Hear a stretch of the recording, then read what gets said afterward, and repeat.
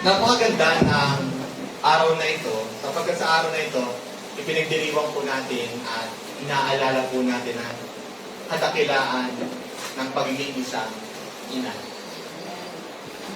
Inaalala natin ngayon, no? Pinagdiriwang yung mga nanay natin na nagluwal, nagmahal, nagsakripisyo sa atin. Amen po ba? Kaya, sa araw po na ito, hayaan natin na pangunahan tayo ng Panginoon kung paano po nais ng Diyos na makita po natin yung pag-ibig ng Diyos sa magitan ng ating mga magulang. Amen po ba? Bagamat we celebrate Mother's Day, pero sa araw po na ito, nakasentro pa rin po yung ating pangangaral kay Lord sa ating Panginoon.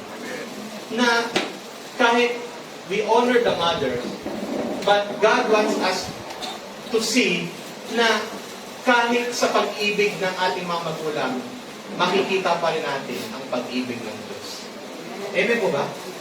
Kaya sa araw po na ito, ang title po ng ating mensahe is ang pag-ibig na hindi nakakalimot. Amen po ba? Ito yung pag-ibig na nais natin. Yung pag-ibig na hindi nakakalimot. Yung pag-ibig na laging nandyan. Yung pag-ibig na maaasahan. Yung pag-ibig na lagi nating nararamdaman sa kahit anumang sitwasyon ng buhay. Yung hindi nakakalimot na pag-ibig. Amen po ba? And allow me to read once again the verse. Sabi po ba, sumagot ang Panginoon, makakalimutan ba ng isang ina ang kanyang anak? Hindi ba niya pinagmamalasakitan ang isinilang niyang sangko? Maaaring makalimot ang isang ina, pero ako hindi makakalimot sa inyo, sabi ng Panginoon. Palapakan natin ang Diyos. Amen. Purihin ng Panginoon. Pero bago po ako dumako sa ating pangangaral, akin po pinagpapasalamat ang pagkakataon na ito na welcome po natin yung ating mga kapatid na nakasama po natin ngayong araw, the first time to attend the worship service. And I want to welcome them. No? Gusto ko na salubungin natin sila na magandang pag-welcome. Amen po ba? And let's welcome, for the glory of God, ang ating kapatid na si Brother Michael Eugene Tapno. Welcome natin ating kapatid sa Panginoon. And of course, welcome din natin ang kanyang magiging kabiyak. Si Sister Hazel Michael Montecalvo. Mga kapatid, ang presence po ninyo ay kagalakan namin. And we believe na, sabi po, ang sino mang lumalapit sa tahanan ng Panginoon, ang presensya ng Diyos ay patuloy na sasalit. Amen? Kaya seek the house of the Lord, sabi ng Bible. Yun po ba? Praise God. Kaya tayo po sa araw na ito, sa atin pong pagsasama-sama, damhin lang natin ang presensya ng Panginoon. Ipagpasalamat lang natin yung pag-ibig ng Diyos sa atin. Pagpasalamat lang natin yung pabutihan ng Diyos. Para anumang mensahe na pinaparating na sa atin, talagang makita natin yung greatness ni Lord sa buhay natin. Amen po ba? Kaya tayo po yung nalang, dakilang Diyos, pinupuli ka namin, niluluwalhati, dinadakila, wala kami ibang tinataas kundi ikaw. At sa mga oras po na ito, kami po'y nagpapakumbaba sa iyong presensya. Tatagpuin mo po kami aming Diyos. At kami po ay nagpapasalamat na lubos sa iyo na kami po yung muli yung ginising, binigyan na isang panibagong lakas at buhay. At sa oras po na ito, muli kami nakakarap sa iyo upang papurihan ka, pasalamatan ka, at higit sa lahat, makapakinig ng iyong salita, upang kami muli yung pagtibayin at palakasin, upang ang aming pananampalataya ay inyong panaluin, at higit sa lahat, mas tumibay ang aming relasyon sa iyo bilang aming Panginoon ng Diyos, dahil kung wala ka, wala kaming magagawa. Kaya naman, aming Diyos, sa pamagitan po ng patuloy naming pagtanggap ng iyong salita, manahan ka sa amin. Pagharian mo kami at hayamang patuloy na ang presensya mo ay sumamat, gumabay sa amin, Panginoon. Salamat po sa iyong biyaya at pagpapala sa araw po na ito ng aming pagpagtitipon at sama-samang pakikinig. Hayaan mo na ikaw lamang ang mangusap sa puso ng bawat isa. At ang iyong banal na Espiritu ang kumilos sa bawat puso ng bawat isa sa amin. Ikaw po lamang, O Diyos, ang aming tinataas, walang iba, mga oras na ito, sa pangalan ng Panginoong Jesus. Amen. And amen. Praise God. So, kung titignan po natin mga kapatid, no? Ang pag-ibig na hindi nakakalimot, ito yung pag-ibig na gusto natin. Ngayong Mother's Day, nagpapasalamat po tayo sa Diyos para sa mga nanay. Hindi po madali maging ina. Tama po ba? Hindi madali maging nanay. Maraming sakripisyo. Nandyan ang uyat, nandyan yung pag-aalaga, pag-aalala, nandyan yung pagtitiis, nandyan yung pagmamahal nila sa pamilya. Kaya karapat dapat lamang i-honor natin yung ating mga magulang, ang ating mga mother. Amen po ba? Because they are called to love and made to care. Tinawag sila upang magmahal at sila'y ginawa para mag-alaga. Amen po ba? Kaya dapat silang pasalamatan. Sa verse na ito, hindi lang po mga nanay ang gustong ipakita ng Diyos. Gusto rin ipakita ng Diyos sa magitan ng verse na ito, yung mas malalim na mensahe. Na ginamit po ng Diyos ang pagmamahal ng isang ina para ipakita kung gaano niya tayo mamahal. Amen? Kaya kung mapapansin po ninyo, bakit kaya ang halimbawa na ibinigay ng Diyos sa kanyang salita ay yung pagiging isang ina? Ibig sabihin, alam ng Diyos yung pag-ibig ng isang ina. At sa magitan ng verse po na ito, ginamit ng Diyos yung pagmamahal ng isang ina para maipakita sa atin kung gaano tayo kamahal ng Diyos. The love of your mother is the reflection of the love of God. Kaya magpasalamat tayo sa pagmamahal ng ating mga nanay kasi reflection niya ng pagmamahal ng Diyos sa atin. Kaya karapat-dapat lamang na mapasalamatan natin sila sa araw. Amen po ba? Alam nyo, noong ako'y gumagawa ng preaching nito, very challenging sa akin. Kamamatay lang ng mother ko. Noong ako'y gumagawa ng preaching, nag-aaral ako ng salita ng Diyos. No? I remember, I miss my mom. Talagang habang gumagawa ko, nagbabasa ako sa trabaho, umiiyak ako, sabi ng mga kasama ko sa trabaho, Pastor, ano nangyari sa'yo? Hindi ako ibigay. I just miss my mom. Sabi ko. Then, doon ko na-realize na mapalad tayo. Kasi may mga nanay tayo talaga na minsan, hindi natin nakikita yung kanilang pong sa pangulit. Hindi natin nakikita yung paulit-ulit na paalala. Ako ba?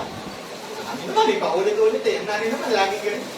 Pero, habang tumatagal na-realize natin, is because yung pagmamahal ng magulang sa atin ay hindi po basta-basta. Dahil kung tayo mahal ng ating mga nanay, reflection po yun ng pagmamahal ng Diyos sa atin. Amen? Kaya, kung titignan po natin yung Isaiah 49, ito po yung background. No? Pakiramdam po ng Israel ay pinabayaan sila ng Diyos. Ito po yung pangyayari sa Isaiah 49. Ang pakiramdam ng Israel, pinabayaan sila ng Diyos. Kaya sabi ng Israel in verse 14, basahin natin ang sabi ng verse 14, sinabi ng taga-Jerusalem, pinabayaan na kami ng Panginoon, nakalimutan na niya kami. Ganun yung pakiramdam ng Israel, na pinabayaan na sila ng Diyos. Parang ganun din minsan tayo, Lord, nasaan ka? Lord, nakikita mo ba ako? Importante ba ako sa iyo? Kaya sumagot ang Diyos sa verse 15, makakalimutan ba ng isang ina ang kanyang anak? Hindi ba niya pagmamalasakit na isinilang niyang sanggol? Maaaring makalimot ang isang ina, pero ako hindi makakalimot sa iyo. Yun yung context. Yun yung context na ginamit ng Diyos yung halimbawa ng pagiging isang ina, pero mas ipinakikita niya na mas higit ang pagmamahal na niya sa atin. Amen po ba? Kaya tignan po natin itong Isaiah 49:15. Ano po ang mensahe na ito sa atin? Una, ang mensahe nito sa atin ay malaki ang pagmamahal ng isang ina. Wag niyong kakalimutan na malaki ang pagmamahal ng isang ina. Yung simpleng say thank you sa iyong nanay, malaking bagay. Kasi dapat nakikita mo na merong malaking pagmamahal sa iyo ang iyong nanay. Amen po ba? Sabi ng Diyos, can a mother forget her child? Ang totoo bang nagpapakananay, makakalimutan niya ang kanyang anak? No! Hindi niyo makakalimutan. Bakit kaya ang mother ang example ni Lord? Because dahil alam ng Diyos na malalim ang pagmamahal ng isang ina. Tama po ba? Malalim po nga ng isang ina. So paano natin nakikita yun? Kahit pagod na, nag-aalaga pa rin. Nakikita niyo po ba yun? Kahit pagod na. Lalo na yung mga baby pa yung mga anak, di ba? Ang hirap pagbuhat. Ang hirap na lagi kang puyat. Pero kahit pagod na, nag-aalaga pa rin. Tama po ba? Kahit may mga sariling problema, inuuna pa rin ang mga anak. Tama po ba? Kaya ngayong araw, gusto nating i-honor ng mga nanay. Gusto nating maipakita sa lahat na na-appreciate natin ang mga nanay. Kasi kaya ilimbawan ng Diyos sa mga nanay dahil alam ng Diyos na malalim ang pagmamahal ng isang ina. Amen po ba? Salamat sa kanilang pag-aaruga. Salamat sa kanilang pag-iintindi. Salamat sa kanilang pagdarasal. Salamat sa kanilang pagmamahal sa ating pamilya. Kung minsan nakikita na lamang natin ang mga mahalagang bagay na ito. Kapag malayo na tayo sa ating mga magulang. Wala na ang ating mga magulang. Pero sana po, habang buhay sila at malakas, makita natin yung malalim ng pagmamahal ng isang ina sa atin. Na kahit pagod, kahit may sariling problema, inuuna pa rin ang pamilya. May pag-aaruga, may pag-iintindi, may pagdarasal sa atin, may pagmamahal sa ating pamilya. Pasalamatan natin ang ating mga nanay. Habang sila nabubuhay, dahil darating ang panahon na kahit gusto nyo bang makasama ang nanay, pero hindi nyo na makasama. Hindi nyo na masasabi sa kanilang nanay, salamat po, mami, salamat po. Mami, na-appreciate kita. Mami, salamat sa lahat. Darating ang araw na hindi nyo na masasabi. Tama po ba? Kaya naman sa araw na ito, let us honor the mother. Kung paano inalimbawa ng Diyos, kung paano niya inonor yung mga nanay, kung paano niya inonor yung mga mother, kung paano niya inonor yung mga ina, ganun din natin i-honor ang mga nanay natin. Hello? Pwede po ba yun? Sorry po, hindi ko maiwasan kasi we're still longing for our mother, but praise be to God, may hope, may peace kami. Namimiss mo lang talaga. Pero yung hope namin, alam naman namin mas maganda ang kanyang kalagayan sa presensya ng Lord eh. Tama po ba? Pero, ang sinasabi po natin dito, kung paano ino-honor ni Lord ang mga mother, in-example pa nga niya eh. Ganon din natin i-honor itong mga mother natin. Gagawin ko ba natin? Lalo na sa mga anak na ito, sa mga asawa, i-honor natin sila. Amin po ba? Praise God. Alam ko, hindi biro yung pagiging isang ina. Kasi, naniniwala ko ang pagiging isang ina. Kalilimutan niya ng kanyang sarili. Kasi ang fulfillment niya, maibigay niya yung the best para sa kanyang anak at asawa. Kaya hindi niya na nakikita ang sarili niya. Dahil ang tagumpay na nakikita niya, ay yung makita niyang nasa maayos at mabuting kalagayan ng kanyang asawa at mga anak. Kaya nakita po yun. Naniniwala po ko sa mga mother dito, hindi niyo nakikita sa sarili niya. Tama po ba? Dahil ang kagalakan niyo, makita maayos ang inyong mga anak. Ang kagalakan niyo, makita, nagagampanan niyo yung pwedeng mabuting asawa. Kaya anong sukli nating mga anak? Anong sukli nating mga asawa? Ipakita natin na na-appreciate natin siya, na hindi nasasayang ang kanilang pagpapagal at pagmamahal, pagsasakripisyo para sa kanila. Palapakan natin ang pagpapagod. Amen po? Mahal niyo po ba ang inyong sa mga lalaki dito? Mahal niyo po ba ang inyong mga asawa? Na-appreciate niyo po ang kanilang pag-aalaga sa inyong mga anak? Pag-aalaga sa inyong mga asawa nila? Sa mga magiging mag-asawa dyan? No? Naniniwala ako na darating yung time, mas ma-appreciate niyo yung bawat isa. Amen? At ganoon din naman sa mga anak na narito. Ganun ba natin tignan yung ating mga magulang na dapat nating honor palagi? Gaya ng pag-honor ng Diyos? Amen. Praise God. Amen po ba, Dot? Ganun din naman, pangalawang bagay, Hindi lahat ng tao perfect. May mga taong pumapalya, pero ang Diyos, hindi. Sabi ng verse, di ba? Though she may forget. Ibig sabihin, kahit gaano kabuti ang tao, may pagkakataong nagkukulang pa rin dahil hindi perfect ang tao. Maaaring hindi perfecto ang ating mga nanay. Maaaring hindi perfecto ang mga tao. At maaaring hindi rin perfecto ang bawat pamilya na meron tayo. Maaaring meron dito, sabihin nila na hindi naging perfecto ang kanilang family. May nasaktang pamilya, may broken relationship, may pagkukulang at disappointment sa bawat isa. Naiintindihan po namin kayo, naiintindihan kayo ng Diyos. May mga tao talaga na nagkukulang. May mga hindi perfect na tao talaga. Amen po ba?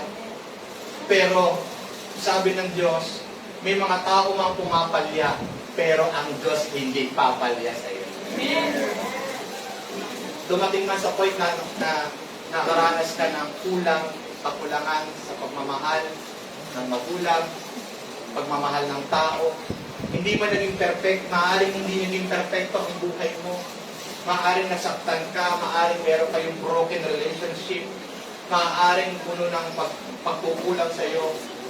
Pero, tandaan po ninyo, ganun man ang sitwasyon nyo, kahit pumalya tao, ang Diyos hindi pumapalya, hindi po nagbabago ang pagmamahal niya sa atin. Kaya kahit nakulang tayo sa pagmamahal ng tao, hindi tayo naman nagkukulang sa pagmamahal ng Diyos. Kasi hindi po pare-parehas ang sitwasyon. Maaaring tayo dito, nagpapasalamat tayo sa mga ina, nagpapasalamat tayo sa ating mga nanay, pero paano naman yung iba na hindi naging maganda ang relasyon nila sa kanilang mga? Nangyayari po ba? Meron po bang ganon? Yes. Hindi lahat may maayos na relasyon, pero huwag mag-alala yung lumaking hindi naging maayos ang relasyon nila sa nanay. Kasi punong-puno sila ng pag-ibig ng Diyos. At dahil punong-puno sila ng pag-ibig ng Diyos, mangingibabaw sa kanila ang pagpapatawad sa mga tao. Mangingibabaw sa kanila ang pagtanggap, pagpapatawad, pagmamahal pa rin. Bakit? Ang Diyos ang pumunok sa mga kulang sa kanila. Kaya kung ang Diyos ang pumupuno ng kulang sa buhay mo, matututo kang magpatawad, matututo kang tumanggap, matututo kang mag-accept, mag-forgive, matututo kang palayain ang sarili mo sa anumang mga disappointment sa buhay, lalo na sa mga tao na dapat na nakasakit sa iyong kaloob. Bakit? Kasi ang Diyos ang pumunok sa puso mo ng pagmamahal. Patapakan natin ng Panginoon. Tingnan mo ba doon? Tandaan po ninyo, kahit pumapak at pumalya ang tao, ang Diyos hindi pumapalya, hindi nagbabago ang pagmamahal niya. Kaya nga sabi niya, diba? Sabi niya sa verse na makakalimutan ba ng isang ina ang kanyang anak? Hindi ba niya pag makalasakitan ang sinilang ng sagon, maaaring makalimot ang isang ina. Maaaring makalimot ang isang tao. Pero ako, hindi makakalimot sa iyo. Napakagandang paalala ng Panginoon Diyos sa atin. Huwag mong iisipin kulang ka sa pagmamahal. Punong-puno ka ng pagmamahal ng nanay, ng iyong magulang. Pero kung hindi man gano'n naging sitwasyon mo, punong-puno ka pa rin ng pagmamahal dahil ang pagmamahal naman ng Diyos ay nandyan, hindi nakakalimot para sa iyo. Kaya walang magsasabi sa atin, kulang tayo sa pagmamahal. Walang magsasabi sa atin, kulang tayo sa aruga. Punong-puno tayo ng pagmamahal. Dahil hindi lang pagmamahal ng tao ang bumubuo sa atin, lalo higit ang pagmamahal ng Diyos sa atin. Amen! Palapakan natin si Lord! Kaya salamat po sa ating Panginoon na pinapalalahanan tayo patungkol sa pag-ibig ng Diyos sa atin. Pangatlong bagay, dito sa Isaiah 49:15, hindi ka kakalimutan ng Diyos. Napakaganda po bang pangako niyan? Hindi ka kakalimutan ng Diyos. Ang sabi ng verse, though she may forget, though the mother forget, but God will never forget you. Kaya ang sabi niya, ito ang pinaka-main point ng verse, I will not forget you. Imagine, I want you to close your eyes and hear the voice of the Lord saying, I will not forget. Amen! I will not forget you, says the Lord. Sabi ng Diyos, hindi kita kakalimutan. Amen po? Nakikita niya ang pagod mo. Nakikita niya ang problema mo. Nakikita niya ang panalangin mo. Nakikita niya ang pinagdadaanan mo. I will not forget you. Sabi ni Lord. Ito yung message para sa lahat, sa mga magulang, sa mga nanay, lahat ng sakripisyo nyo, nakikita ng Diyos, hindi malilimutan yan. Lahat ng pagmamahal ninyo, hindi malilimutan ng Diyos yan. Lahat ng pagsatsaga, pagsisikap, lahat ng inyo pong pagpapagal, lahat ng bagay na mabuti na ginagawa nyo, sabi ng Panginoon, anumang kalagayan mo, hindi kita kalilimutan. Makikita at makikita niya ang pagod mo. Napapagod ka na ba? I will not forget you. Sa tingin mo ba, puno ka na ng problema? Alalahanin mo, sabi ni Lord, I will not forget you. May mga panalangin ba na sa tingin mo hindi ka naririnig? No! Naririnig ka ng Diyos. May mga panalangin na magulat ka na lang na yung panalangin mo higit pa yung niloob ng Diyos, higit pa sa panalangin mo na mas mabuti para sa iyo. Because God said, I will not forget you. At anumang pinagdadaanan mo, kita ni Lord yan. Because He said, I will not forget you. Palagpakan natin ang Panginoon. Hindi ba masarap alalahanin ito? Bagamat makalimot sila, pero hindi kita kakalimutan. Di ba napakagandang alalahanin ito sa buhay natin? Mga kapatid, anumang sitwasyon mo, anumang pagsubok mo, huwag na huwag mong kakalimutan ang katotohanan ito na pinahayag ng Diyos sa atin. Hindi ka nakakalimutan ng Diyos. Amen po ba? Kaya nga, alalahanin natin ito upang sa ganoon, hindi natin maramdaman na kulang tayo sa pagmamahal. Hindi natin maramdaman na kulang tayo sa mga bagay-bagay dahil ang totoo, ang buhay po natin ay punong-puno. Dahil ang mga bagay na kailangan natin, ang Diyos ang higit na pumupuno ito sa atin. Amen? And last but not the least, sabi po ng verse, pinakita ng Diyos ang pagmamahal niya sa magitan nino? Jesus. Jesus Christ. Paano natin siguradong mahal tayo ng Diyos? Dahil ibinigay niya ang si Jesus para sa atin. Patunay na mahal tayo ng Diyos. Bakit ibinigay niya ang kanyang bugtong na anak para sa atin? Tayo mga makasalanan. Tayo po yung mga napalayo sa Diyos dahil sa ating mga pagsuway. Pero ang ibinigay niya mismo ang kanyang bugtong na anak para sa atin. Hindi ba katulad ng isang ina? Handa niyang ibigay ano po mga bagay, mahalaga man ito sa kanya, kaya na iparaya para sa kanyang mga minamahal. Kasi mahal niya. Ganon din ang Diyos, ibinigay niya kay si Jesus para sa atin dahil mahal na tayo. Katulad ng ina na willing ibigay ang lahat para sa kanyang mahal sa buhay. Ganon din naman, hindi tayo kinalimutan ng Diyos, pinili na tayo iligtas sa kalagayan natin. Na dahil sa ating makasalanan, tayo mauwi sa kaparusahan, pero hindi niya tayo hinayaan, ganong kalagayan. Iniligtas tayo ng Diyos. Katulad ng mga nanay, hindi niya ahayaan ang mga anak ay napapabayaan, hindi niya ahayaan ang mga anak ay nasa sitwasyon na hindi maganda. Nandyan lagi ang kamay ng mga nanay upang iabot sa kanilang pamilya. Tama po ba? Nandyan lagi ang presensya ng mga ina upang masigurong ligtas ang kanyang pamilya. Gaya ng Diyos, hindi niya tayo kinalimutan, iniligtas niya tayo sa ating kalagayan. At sa krus, nakita natin ang tunay na pagmamahal ng Diyos. Bakit? Sinakripisyo niya ang kanyang buhay. Katulad ng mga nanay, handang magsakripisyo para sa kanyang pamilya. Lalo kaya ang Diyos mismo, ang buhay niya, ay sinakripisyo niya sa krus. May pakita ang tunay na pagmamahal ng Diyos sa atin. Kaya once again, nasabi ko kanina, the love of a mother is the reflection of the love of God. Amen po ba? Kaya sa araw po ba na ito, pwede po ba mas lalo natin ma-appreciate, ma-honor ang ating mga nanay, ang ating mga asawa na babae. I-honor natin sila, parangalan natin sila, pasalamatan natin sila, dahil hindi po biro ang maging isang ina.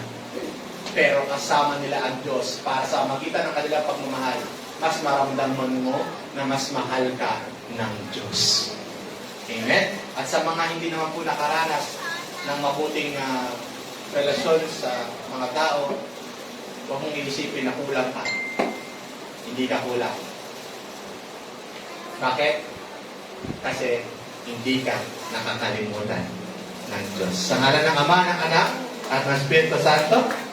Amen. Praise God. Sa mga nanay, salamat sa inyong pagmamahal at sakripisyo. Patuloy kayong palakasin ng Diyos. Sa mga anak, pahalagaan natin ang ating mga nanay habang kasama pa natin sila. At sa lahat, kapag piling mo mag-isa ka, o parang walang nakakaalala sa iyo, tandaan mo, hindi ka nakakalimutan ng Diyos. Amen? Conclusion, ngayong Mother's Day, naalala natin ang pagmamahal ng isang ina. Pero higit pa doon, naalala natin na ang Diyos na nagsabi, I will not forget you. Ang tao maaaring magkulang, pero ang Diyos ay laging tapat kailan paman. Salamat po sa Panginoon. Ngayon, hayaan niyo pong handugan namin ng pasasalamat at pagkilala ang mga nanay at ina natin sa iglesia ito. Tinatawagan ko po ang ating mga kabataan at mga kabataan kay Kristo para bigyang pagpupugay parangal ang ating mga nanay sa